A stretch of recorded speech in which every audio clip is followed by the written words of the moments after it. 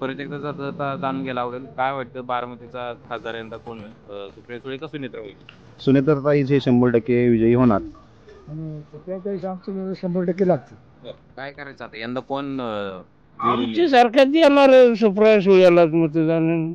त्याला काय ना आपलं स्वतःचा वैयक्तिक हा जो मराठा आरक्षणाची बाजू ठामपणे पुढे मांडेल आणि जो विकासाच्या गोष्टी करेल तिकडे आमचा कल राहणार आहे.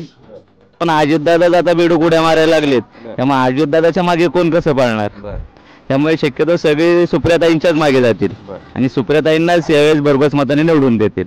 बेडूक पुढे कोण कुठं मारते, पहिलं कोणी मारले ते आख्या पूर्ण जनतेला माहिती आहे. आणि काँग्रेसने एकत्र सरकार स्थापन केलेलं आहे. जे आमच्या भागामध्ये विकास करतो त्याच्या मागे जनता आमच्या भागातली जाणार. का तिकीट टक्कर होईल का एकतर्फी होईल? टक्कर होईल टक्कर तुफान.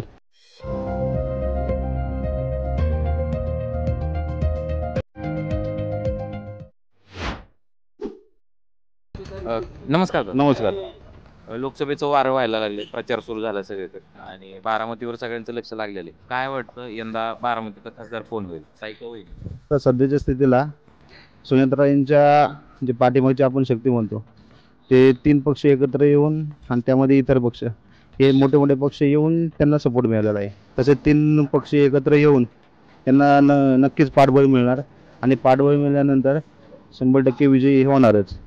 फक्त एवढंच आहे की जे जुने म्हणजे पवार साहेबांना जे विचारांना मानणारे आहेत त्यांचं 100% मतदान हे सुप्रियाताईंनाच मिळणार. आणि अजित पवारांची जे समाजावरती जी पकड आहे, सामाजिक कार्यामध्ये जी पकड आहे, त्यानंतर आपले अधिकारी वगैरे काम कुठलं कशा पद्धतीने करून घ्यायचं हे अजितदादांना पूर्णतः माहिती आहे. त्यामुळे त्याचा नक्कीच फायदा या इलेक्शनला सुनेत्राईंना होणार आणि ते 100% विजयी होतील.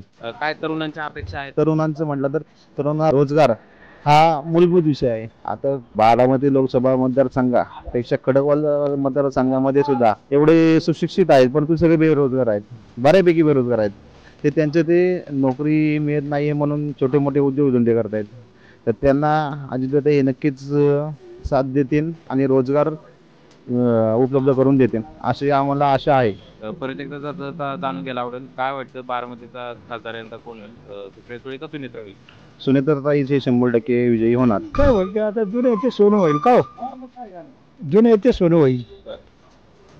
त्याच्या आमचं 100% लागतं. नवीन नवीन आम्हाला जे निघून गेले त्यांना कोण किंमत देत पण नाही.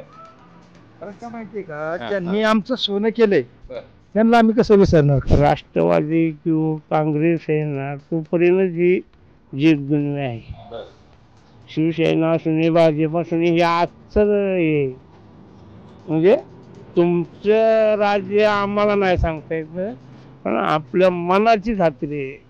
हे संपलं की बहुतेक संपलं राजकारण. काय करायचं आता यंदा कोण आमची सरकारची येणार सुप्रिया सुळेलाच मतदान. त्याला काय ना आपलं स्वतःचा वैयक्तिक आमचं आमच्या दृष्टीने वाटतंय की अजितदादाच्या मंडळीचं पार्ट जड होईल एखादं. कशामुळे? कारण अजितदादांनी इकडे काम केलेली आहेत बरीच लोकांची म्हणून ते पार्ट जड होईल एखादं. बदल होईल म्हणायचं आता हा यंदा बदल होतोय म्हणायचं. काय सांगता येत नाही तसं तसे बी काय गॅरंटी देता येत नाही. काय होईल ते होईल. काठीची टक्कर होईल म्हणे. हा काठीची टक्कर होईल. तसं पाहिलं तर तरुणांचा कल हा विकासाकडे आहे आता. कारण की गेल्या 15 वर्षात सुप्रियाताई खासदार आहे. मी आता बाकीचं नाही पण आमच्या गावाबद्दल सांगू इच्छितो की आमच्या गावात ताईंच्या माध्यमातून कामही काहीच झाली नाहीत. आणि समजा इथं भोर, वेल्ला, मुळशी हे 3 तालुके बघा, अजून तालुके सगळे मागासलेले आहेत की अजून मूलभूत सुविधा सुद्धा त्या तालुक्यांमध्ये पोचलेल्या नाहीत. त्याच्यामुळं थोडा आम्ही नाराज आहे. आणि आता आमच्या मराठा आरक्षणाच्या बद्दल आणि आमच्या हक्काबद्दल 15 वर्षात त्यांनी एक सुद्धा मुद्दा लोकसभेत आमच्या मराठा आरक्षणाचा मांडलेला नाहीये. जो मराठा आरक्षणाची बाजू ठामपणे पुढे मांडेल आणि जो विकासाच्या गोष्टी करेल तिकडे आमचा कल राहणार आहे. ताईच होऊ शकतात, कारण का गेली 15 वर्ष ताईंचा जर अनुभव पाहिला तर ताईंच्या कामाबद्दल तर तुम्ही शंका घेऊ शकत नाहीये. आणि जे आता नवखे तुम्ही म्हणता की सुनेत्रा वहिनी, तर आता ठीक आहे अजितदादा, पण अजितदादा आता बेडूक उड्या मारायला लागलेत, त्यामुळे अजितदादाच्या मागे कोण कसं पाळणार. त्यामुळे शक्यतो सगळे सुप्रियाताईंच्याच मागे जातील आणि सुप्रियाताईंनाच यावेळेस भरघोस मताने निवडून देतील. आता हे जे दादा आहेत आपले शेजारी बसलेले त्यांचं म्हणणं आहे 15 वर्षात ताईंकडून काय विकास झालेला नाही, मूलभूत गरजा पूर्ण झालेल्या नाही, त्याबद्दल काय सांगा. आता एकच असतं ज्याचा त्याचा अनुभव असतो. आता मला माझ्या दृष्टीने दिसतंय की ताईंनी विकास केलेला आहे. आता त्यांच्या दृष्टीने पाहिलं तर त्यांना ताईंना विकास केलेला नाही वाटत. दादा मला सांगा, हे म्हणतात की ताईंनी विकास केलाय पण तुम्हाला विकास दिसत नाहीये. मला तुम्हाला हे त्यांना पूर्णपणे माहिती आहे. त्यांना म्हणावं खानापूर गावातली आकडेवाडी काढा, 15 वर्षात ताईंचा निधी किती आलाय गावासाठी, बेडकुड्या कोण कुठं मारते, पहिलं कोणी मारल्या ते पूर्ण जनतेला माहिती आहे. पहिलं पण आपण बघितलं शिवसेना, राष्ट्रवादी आणि काँग्रेसने एकत्र सरकार स्थापन केलेलं आहे.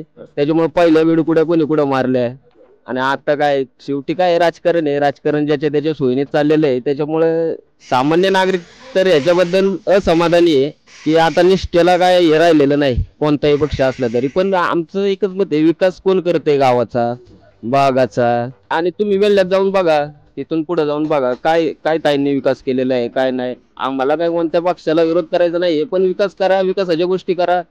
मी एक स्वतः मराठा युवक आहे, मराठा आरक्षणाच्या गोष्टी करा. का का खेळवत ठेवताय आम्हाला. आता जो आपला विषय चाललाय तो खासदारकी संदर्भात चाललाय आणि चाललाय अजितदादा आणि सुप्रियाताई. तर अजितदादाचं जर काम पाहिलं तुमचं पुणे जिल्ह्यात तर ह्या पट्ट्यामध्ये तर खडकवासला मतदारसंघात अजितदादाचं काहीच काम नाहीये. त्यामुळे सुनेत्रा वहिनीचा प्रश्नच या पट्ट्यामध्ये येत नाही. आता स्टँडिंग खासदार सुप्रियाताई आहेत, तर सुप्रियाताईंचा विचार केला तर सुप्रियाताईंची कामं या पट्ट्यामध्ये भरपूर आहे आणि जनसंपर्क पण तेवढाच आहे. मला दोघांना पण हे विचारायचं आता की आता जे इलेक्शन होणार आहे ते मतदान करताना तरुणांनी काय बघून मतदान केलं पाहिजे. पक्षाला बघून मतदान केलं पाहिजे का उमेदवार बघून मतदान. पक्ष आणि उमेदवार वगळता विकासाला बघून मतदान केलं पाहिजे. कोण विकास करतोय गावचा भागाचा त्याला बघून मतदान केलं पाहिजे. उमेदवार तर पाहिलाच पाहिजे, त्याबरोबर एकनिष्ठेचा जो उमेदवार आहे तो पाहिला पाहिजे. हा, भावनिक होऊन मतदान करायचंय का कुठतरी विकासाला बघून मतदान करायचंय. विकासाला बघून. भावनिक होऊन काही फायदा नाहीये, विकास महत्वाचा आहे. आता परत एकदा दोघांना विचारतो, बारामतीतून खासदारकीची शपथ कोण घेऊ शकतं, ताई घेतील का वहिनी घेतील. शेवटी जे घेतील ते घेतील, पण ज्याने कोणी शपथ घ्यावं त्याने आमच्या गावचा भागाचा विकास करावा. आमचं एकच मागणी आहे. उगाच तुमच्या राजकारणामुळे बाकीच्यांना वेठीस धरू नका, ही आमची तळतळीची विनंती आहे. असं तर काही म्हणजे कोणी गॅरंटी तर देऊ शकत नाही. ताई पण घेऊ शकतात आणि वहिनी पण घेऊ शकतात आणि येणारा काळच ठरवेल की शपथ कोण घेत आहे ते. पवारांनी घराण्याने जनतेला सांगितलं राष्ट्रवादीला मतदान द्या, ते पवारच दोन साईडला जर झाले तर जनतेने काय करायचं, कोणत्या पवाराला पळायचं, नोटाला मतदान द्यायचं. आता उमेदवार दुसरा दिला पाहिजे. कोणी दिला पाहिजे. जनतेने कोण कोण दिला पाहिजे उमेदवार. काय पवार घराण्यांचं दोन भाळकी झाल्यामुळं जनतेला पण प्रश्न पडला आहे. काही सुमित्राकडे जाणार, काही सुप्रियाकडे पण जाणार. जनता त्यांच्या अंगावर नाही घेणार आहे. वाद दोघांचे आहेत. जे आमच्या भागामध्ये विकास करतो त्याच्या मागे जनता आमच्या भागातली जाणार. का तिकीट टक्कर होईल का एकतर्फी होईल. टक्कर होईल, टक्कर तुफान. वहिनी म्हणजे आम्ही दौंडचं आहे, राहुल दादाचं आम्ही काम करतो दौंडमध्ये. दादा म्हणतील तिकडे आम्ही करणार काम. हो, आता इकडे पुण्याला राहतो ना आम्ही. हो, मतदान आमचं दौंडला आहे इकडे. काय अपेक्षा आहेत सामान्य जनतेची, काय काय कामं झाली पाहिजे. काम आहेत ना दादांचे, चांगले काम आहेत दौंडमध्ये. हो ठरलंय म्हणा. हो ठरलंय. वहिनी दादा यंदा दादा म्हणतील तसं.